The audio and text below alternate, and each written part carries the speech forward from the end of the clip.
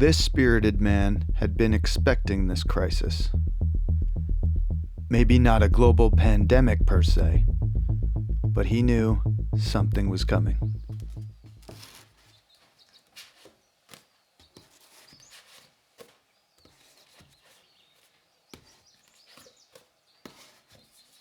For a decade, this spirited man had been reading books, trying to figure out what the hell was going on. His brother, a spirited man himself, told him to read this book, The Fourth Turning. This book turned out to be this spirited man's favorite kind of book, a mind blower.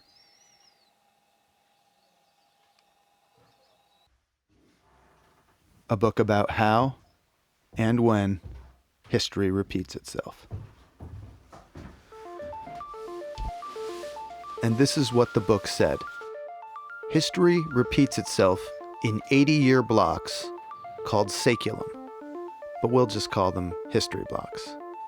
Not exactly 80 years. This is history, not math, but roughly the span of a human lifetime, maybe 80 to 90 years. Within these 80-year history blocks, we have 4 turnings of around 20 years each. We usually call them generations. This book calls them turnings. Turnings are sort of like seasons, like spring, summer, fall, winter. Throughout our history, we've had these 80-year blocks, and the 80-year blocks have been remarkably similar to each other. We're in one now. The first turning, the first season, is a high, an upbeat era. The second turning is an awakening, a passionate era.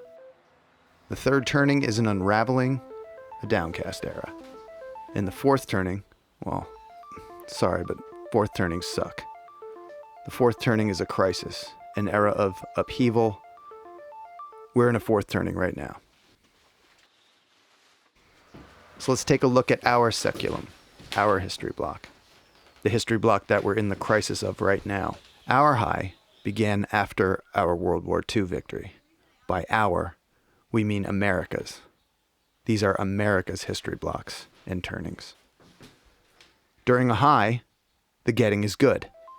We had the most even distribution of wealth during our high. You could work at a gas station and afford to buy a house. This high is the period that the MAGA hats refer to. We got Hank Williams and Elvis and Little Richard and the birth of rock and roll.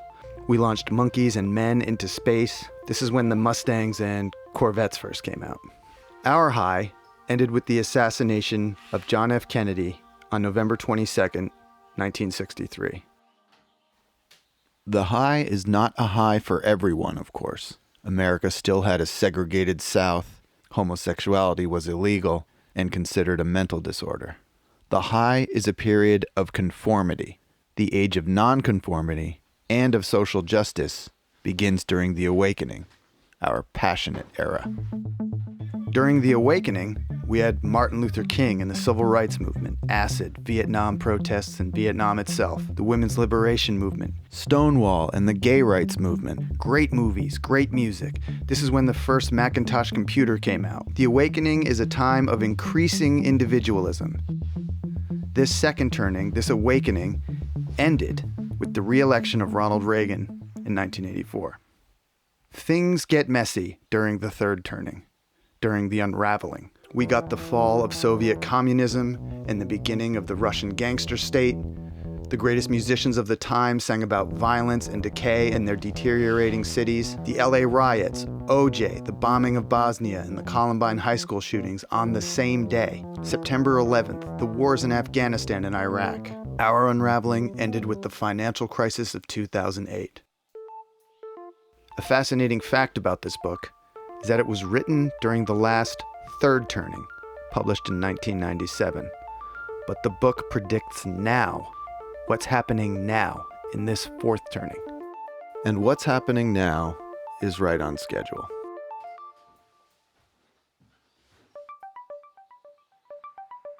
"80 years ago, in the last fourth turning, America had her Great Depression, then World War II. 80 years before that, the Civil War. 80 years before that, the Revolutionary War. Now it's our turn to save the country.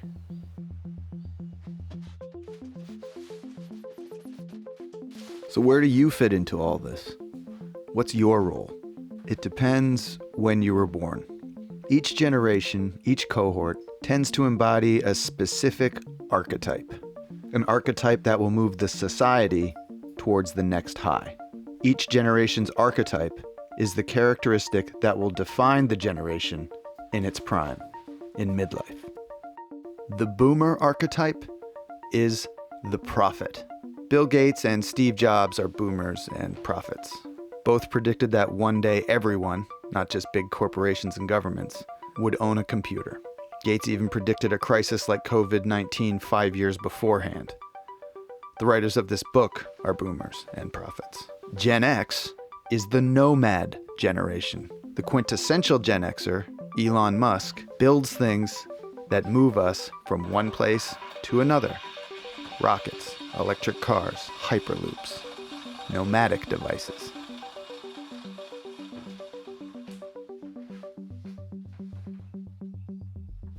But the Millennials, raised during the unraveling, will emerge as the hero generation during this crisis.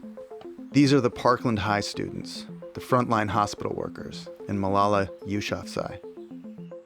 The book says Millennials will be the World War II heroes of our history block. We don't know what Gen Z will do, but they will be an artist generation. From them will emerge the next Bill Withers, Toni Morrison, or Bob Dylan, all born during the last crisis, all from an artist generation.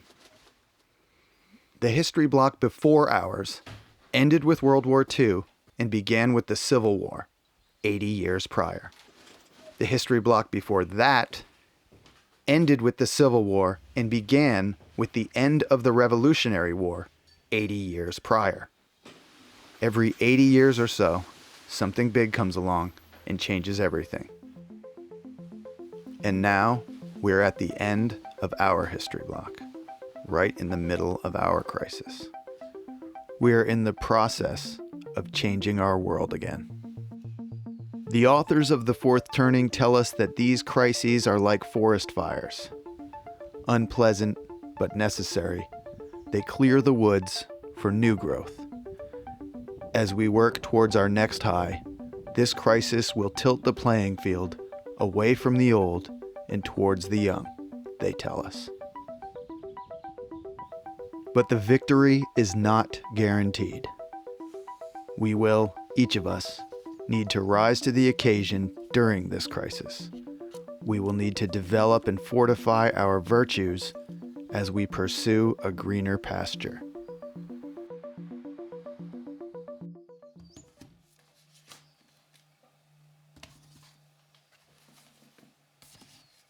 Our Western society was built to foster the potential of each individual within it. The aggregate effort of individuals keeps it going. The spirited man wonders, what is his role? What verse must he contribute to help extinguish the crisis? This spirited man is told that his cohort, Gen X, is the repair generation, the one stuck with fixing the messes and cleaning up the debris left by others. Cleaning, fixing, repair. This particular spirited man, from the last pre-digital generation, the last of the analogs, just happens to have a particular knack for repair and for fixing. Perhaps his nomad generation is tasked with ferrying his society from one seculum, from one history block, to another. But where does he start? Well, the zip line at the community center playground has been broken for over a year. And this particular spirited man happens to have the tools to fix it.